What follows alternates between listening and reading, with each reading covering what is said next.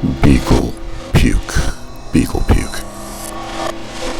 Heck, there is an abundance of horrible people, alive and well, and living in Beaglepuke. It was I who discovered the hollows in which these small-statured, pugnacious individuals thrive.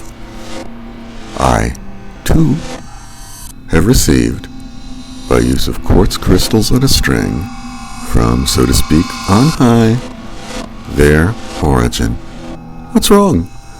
No one received word from wherever how a barnload of people cropped up? Are we not all equally entitled to determine the beginnings of people we don't personally know? My origins matter, as does theirs and everyone else's. Open questions permeate the air. Are people, me for example, driven by external forces? Prophecy, if you will. Preordination, if you won't. And that's plenty of bargaining for now. For simplicity, I mail-ordered a pair of binoculars from the internet and have been watching a hollow on the side of an Appalachian mountain. One of them. Imagine how bizarre, freakish subcultures may exist. And if it was only possible to study. All these mean mercurial mountains, but we all stand to learn is just phenomenal. According to Scripture, the Scripture that I received, most of these people got where they are by spontaneous generation. The tiny people living in Beaglepuke came into being, poof, like out of nowhere. But with physics nervously in mind, they came from somewhere too. Much like you and me, if it's still worthwhile to compare people to one another, everyone came from somewhere. But it went down something like this.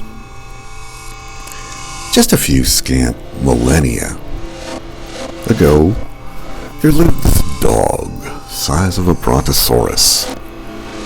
It was a very, very large beagle, trotting merrily mountain to mountain, bounding with the ease of a Yorkshire Terrier across an outdoor carpet, stopping to drink from a mountain spring, unaware that a complex of mine shafts and construction projects had filled with torrents of lawn chemicals, pesticides, and poisons, all pouring into that lissome mountain spring. The gargantuan beagle was made ill. It puked its bounding, furry, winsome guts up.